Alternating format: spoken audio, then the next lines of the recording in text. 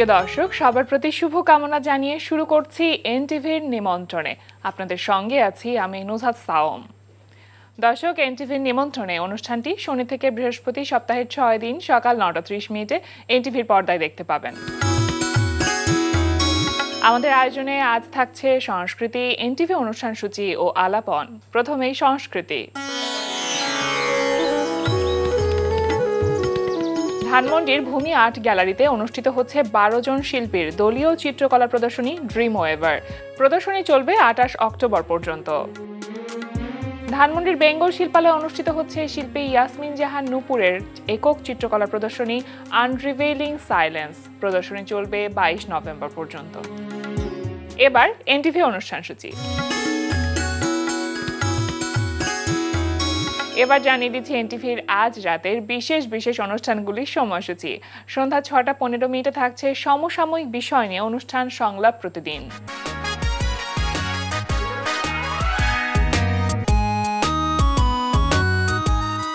রাত 11:30 থাকছে talk show এই সময়।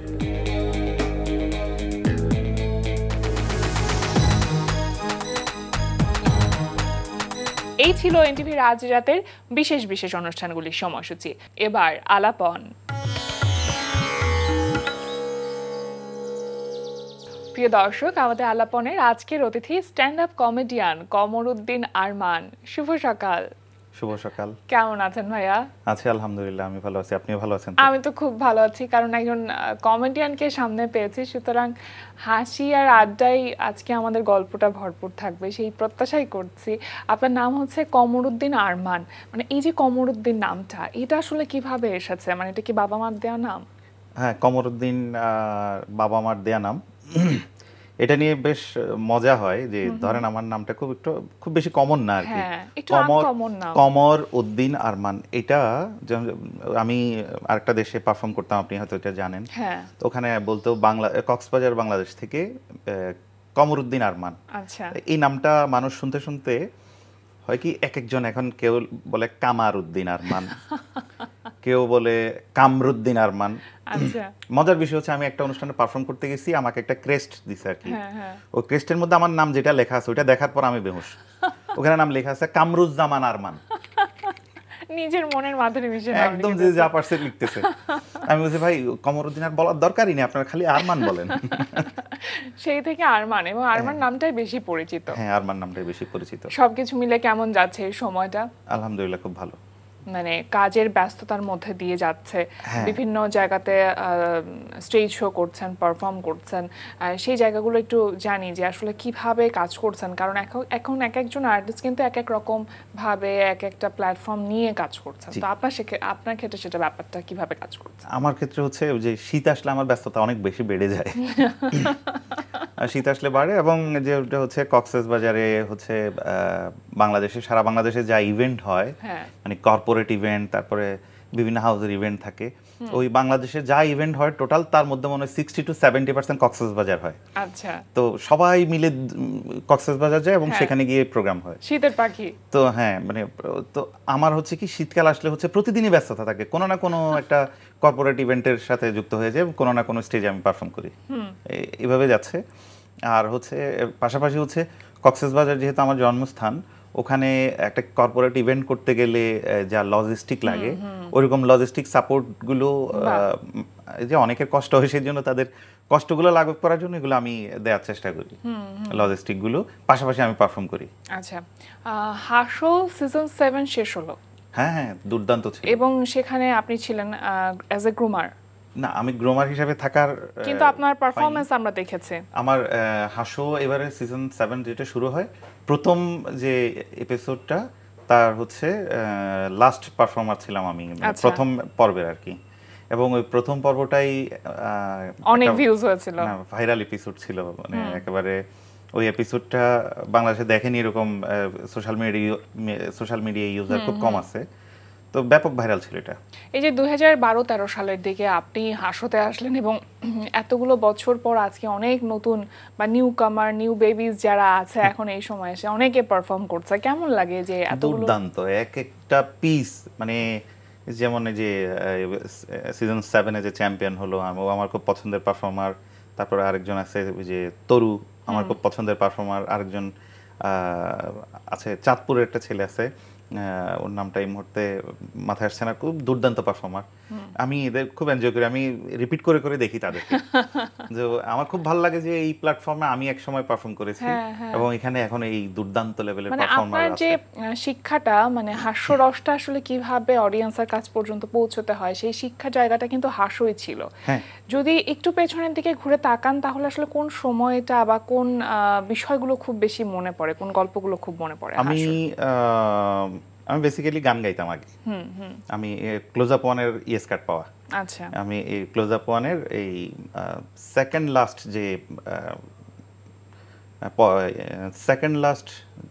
যে শোটা হয়েছিল, হ্যাঁ ক্লোজ আপের একদম সেকেন্ড লাস্ট শোটা, ক্লোজ আপ অন তোমাকেই খুঁজছে বাংলাদেশে। হ্যাঁ, ওইটার সেকেন্ড লাস্ট শোতে আমি চিটং থেকে টপ 10 হয়ে ঢাকা আসি। মানে না, আমাদের সময় 9 জনকে ইয়েস কার্ড দেওয়া হয়েছিল চিটং থেকে, ওই 9 জনের আমি একজন।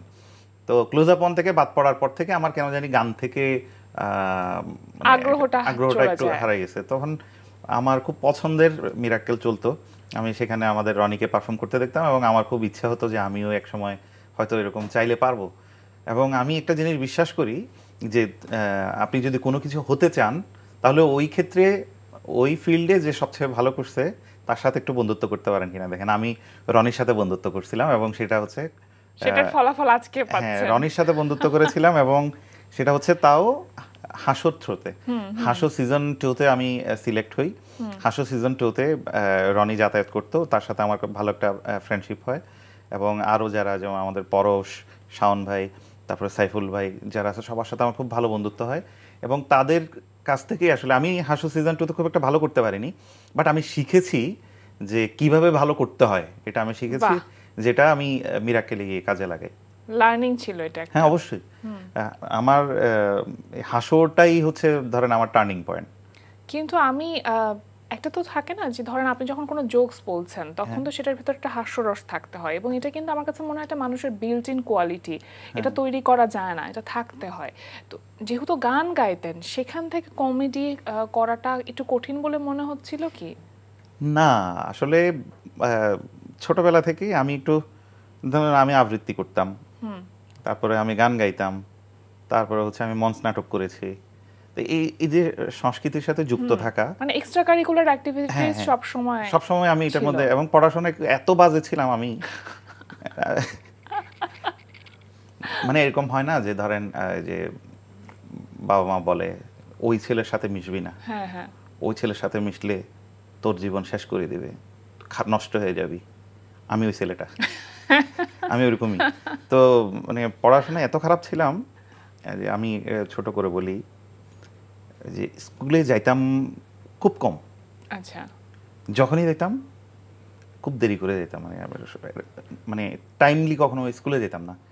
স্কুলে কম যেতাম, এটার একটা কারণ আছে অবশ্য। আমার আম্মা একবার বলছিল যে বাবা রে, এক জায়গায় ঘন ঘন গেলে ইজ্জত পাওয়া যায় না। ইজ্জত পাওয়ার জন্য আপনি আমি একটু কম যেতাম। এই স্কুলের এরকম ধরেন যে একবার দেরি করে গেছি, আমার টিচার জিজ্ঞেস করছিল তুমি দেরি করে আসছো কেন? তাই আমি বলছি স্যার বাসায় আপা আম্মা তো ঝগড়া করতেছিল এই জন্য দেরি হয়েছে। তো বলে বাবারে তুমি আমার বলত পাইছো, বাসা আব্বা আম্মার ঝগড়ার সাথে তোমার স্কুলে দেরি হওয়ার সম্পর্ক কোথায়?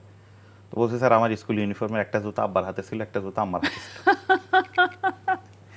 আচ্ছা, বাবা মা কি চেয়েছিলেন যে তার ছেলে বড় হয়ে কি হবে? এটা খুব জটিল প্রশ্ন, এক একজন এক একটা চাইতো। সেটা না বলে আমি যদি উল্টা আপনাকে প্রশ্ন করি যে এম ইন লাইফ আমাদেরকে যখন পড়াইতো তখন আমরা মোটামুটি অলমোস্ট সবাই এম ইন লাইফ একই, কি হইতে চাও ডাক্তার, কি হইতে চাও ইঞ্জিনিয়ার। এই ডাক্তার এবং ইঞ্জিনিয়ার ছাড়া আর কিছু হইতে চাইতো না। আর কিছু ছিল ধরেন তার মধ্যে একটু নিজেদেরকে ডিফারেন্ট দেখার জন্য টিচার, এরকম টিচার হতে চাই, এটা খুব কম। তো ডাক্তার আর ইঞ্জিনিয়ার লিখতো বেশিরভাগ। তো আপনি একটু গবেষণা করে দেখবেন ওখানের মধ্যেও কিন্তু ডাক্তারের সংখ্যা বেশি, ইঞ্জিনিয়ারের সংখ্যা কম। আচ্ছা, কেন জানেন? ইঞ্জিনিয়ার বানানটা একটু কঠিন।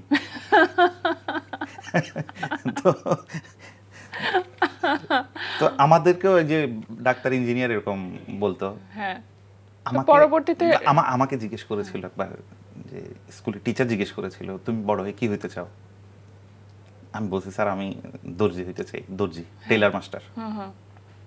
বলছে বাবা রে, সবাই ডাক্তার ইঞ্জিনিয়ার হইতে চাই, তুমি দর্জি হইতে চাও, ঘটনা কি? আমি বলছি স্যার আমি যখন আরো ছোট ছিলাম আমার খুব বড় ধরনের একটা বদভ্যাস ছিল। কি অভ্যাস? আমি সারাক্ষণ মুখে বুড়ো আঙ্গুল চুষতাম। আচ্ছা। কোনো ডাক্তার আমার এই বদভ্যাস দূর করতে পারে নাই। এটা দূর করছিল ওই দর্জি, টেইলার মাস্টার। উনি একটা আমাকে প্যান্ট সেলাই দিছিল, কিন্তু প্যান্টটা ছিল কোমরের চেয়ে 4 ইঞ্চি ঢিলা। আচ্ছা। পরে 2 হাত দিয়ে প্যান্ট ধরে রাখতাম, মুখের আঙ্গুল দেওয়ার চান্স পাইতাম না। এই জন্য আমি বড় হয়ে টেইলার মাস্টার হতে চাইতাম। আচ্ছা, ডাক্তার হওয়া হলো না, ইঞ্জিনিয়ার হওয়া হলো না, আমার টেইলার মাস্টার হওয়া হলো না।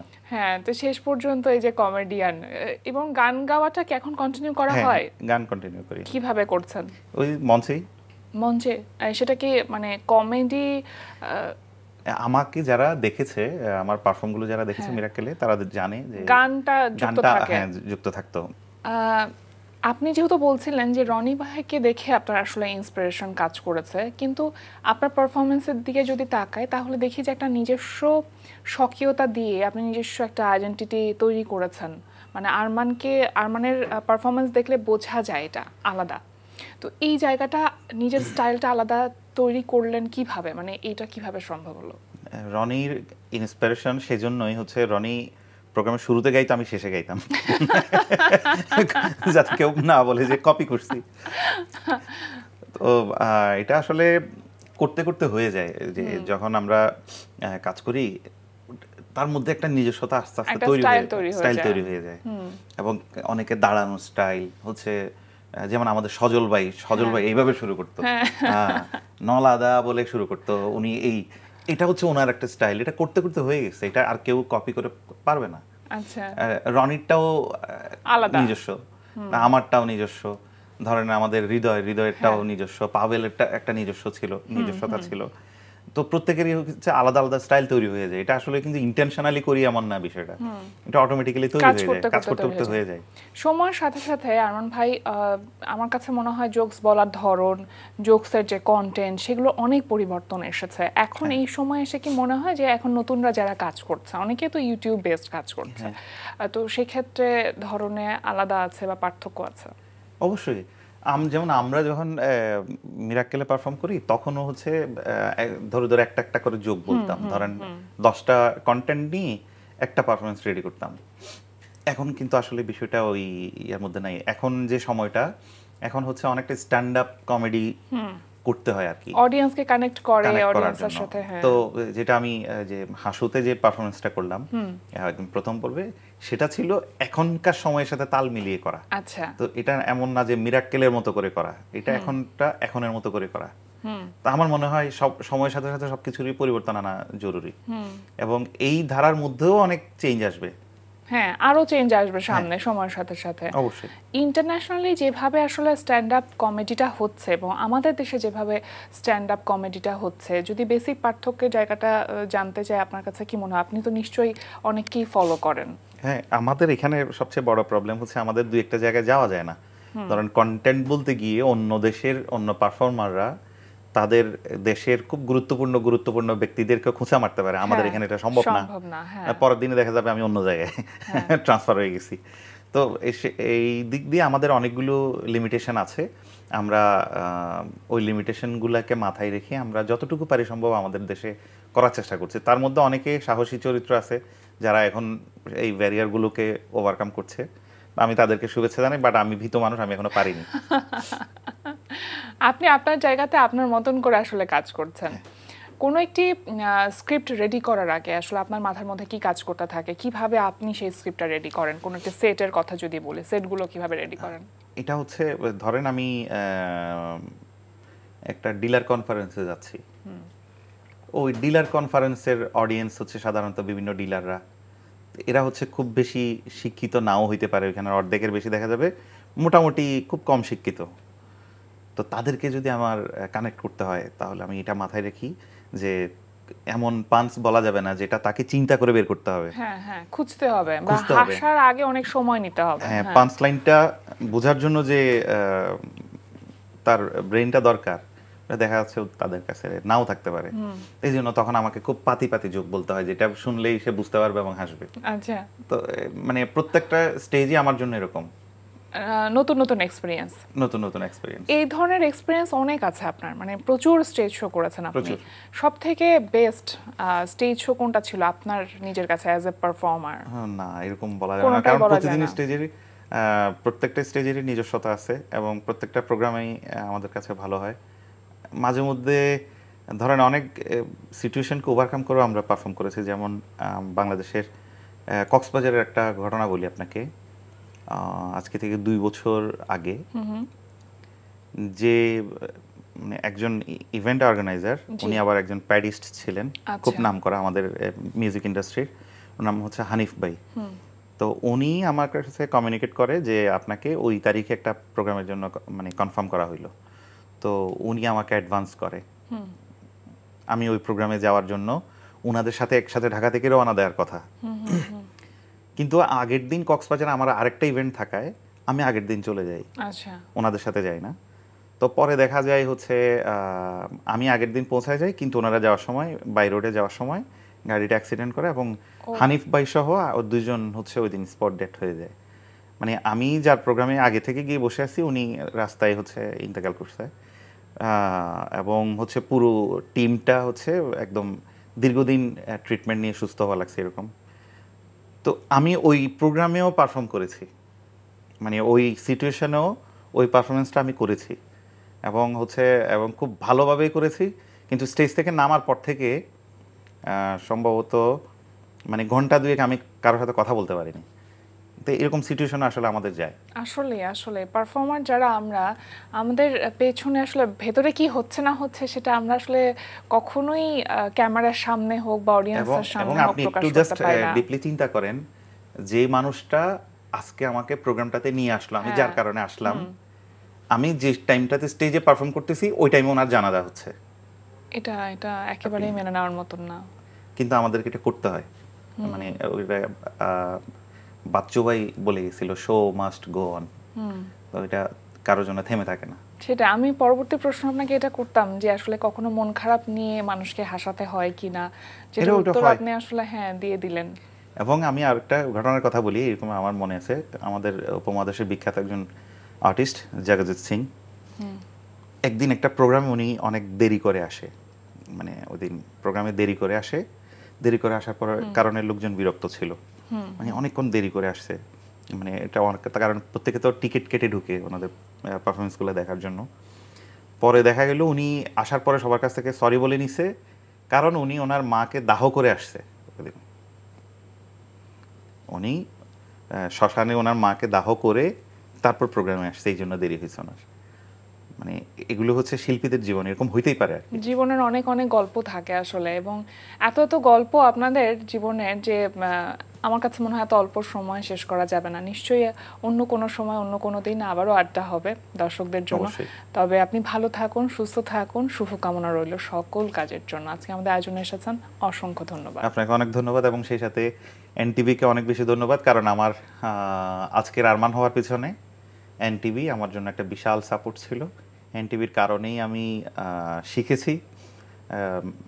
এনটিভির জন্য আমার পক্ষ থেকে অনেক অনেক শুভকামনা থাকবে সব সময়। এনটিভিও নিশ্চয়ই আপনাকে নিয়ে অনেক বেশি গর্ব করে। আমি এনটিভিকে অন করি, আমি সবাইকে বলি এনটিভি আমাদের, আপনারাও পরিবারের অংশ। Thank you so much. Thank you. প্রিয় দর্শক, আমরা চলে এসেছি অনুষ্ঠানের শেষ প্রান্তে। অনুষ্ঠান সম্পর্কে আপনার মতামত জানাতে মেইল করুন এনটিভি নিমন্ত্রণে @ntvbd.com। বিশ্বের যে কোনো প্রান্ত থেকে যে কোনো সময় এনটিভি নিমন্ত্রণে দেখতে ভিজিট করুন আমাদের পূর্ণাঙ্গ ওয়েব পোর্টাল www.ntvbd.com। এছাড়া এনটিভি সব জনপ্রিয় অনুষ্ঠান ও খবরের আপডেট পেতে ভিজিট করুন আমাদের ইউটিউব চ্যানেল ও ভেরিফাইড ফেসবুক পেজে। সবার মঙ্গল কামনায় আজকের মতো এখানেই শেষ করছি। সবাই ভালো থাকুন, সুস্থ থাকুন, সুন্দর হোক আপনার প্রতিটি মুহূর্ত।